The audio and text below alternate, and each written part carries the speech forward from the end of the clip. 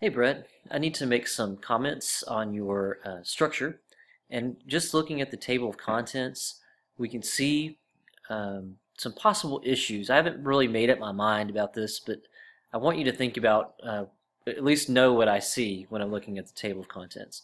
Okay, the first thing, and this is probably the most important for just for now, because we're working on the introduction, there needs to be some kind of transition between part one and part two.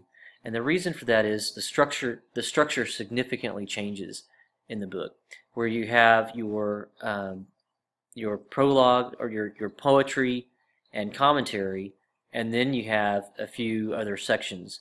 But really, the reader is really completely unprepared for what you do with Beowulf, and I'll show you what I mean. Um, you only have this one little paragraph here. You know, you've spent all this time talking about your translation theory, how you came up with it, and then poetic density and endings, and then you jump over to this one tiny paragraph, but you don't really explain what's going on here. That you have a text that's been put together by another editor. You're using some text here, and then you have your translation underneath. You know that, and I almost have to guess that that's what this is because you don't really explain it very well.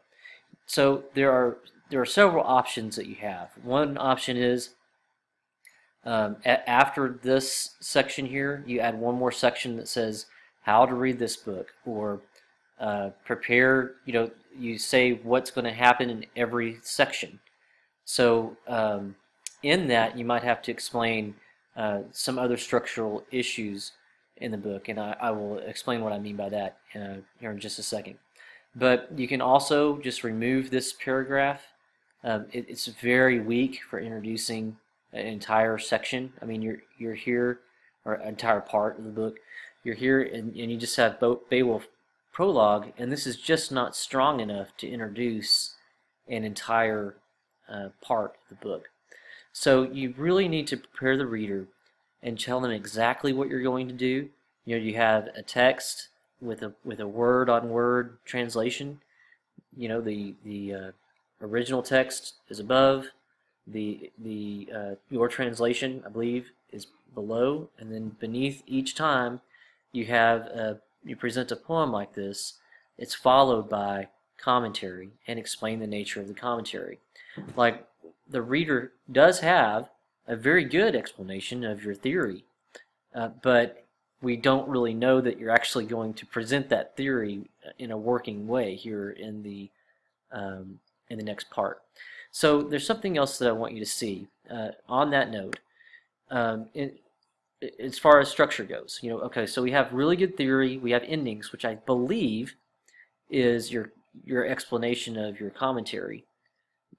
This commentary here, commentary right there, and so on. So let's look at this.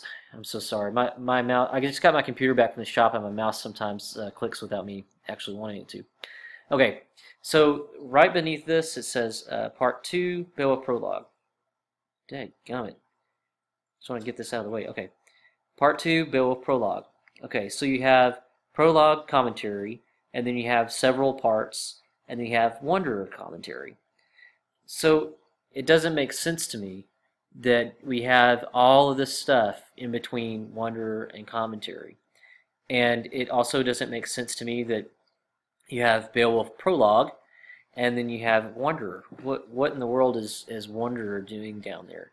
So the table, just looking at the table of contents, it looks very imbalanced.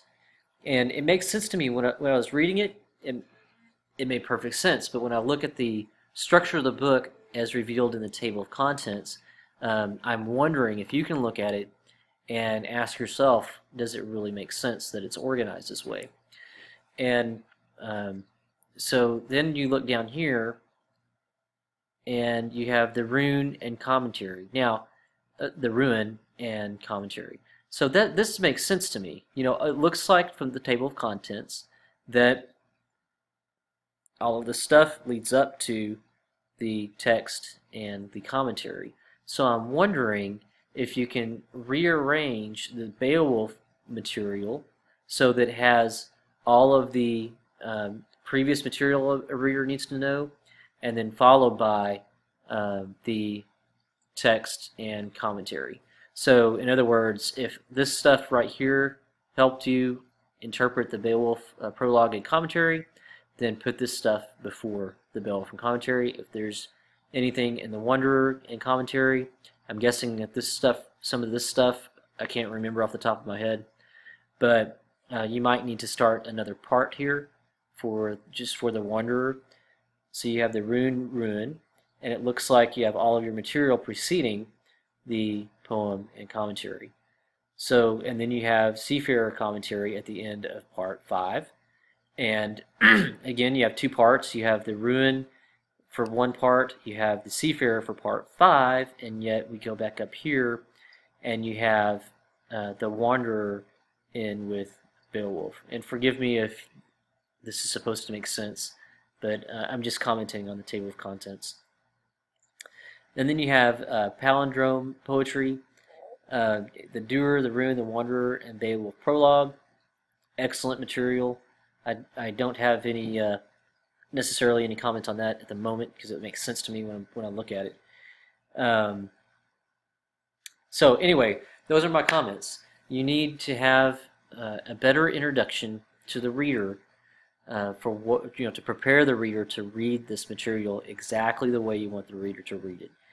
Just presenting the words naked on the page like this isn't helpful because you really have a great book. So you want to be sure to introduce it appropriately. So anyway, I'm looking forward to speaking with you soon. Please text me before you call, or we can make an appointment. I am available to. It's going to be hard for me to talk today. I can talk tomorrow after 2:30 p.m. or Friday after 2:30. So that pretty much fits your schedule. But I wanted to go ahead and send you this video so you can start working on structure. So thank you very much, Bret.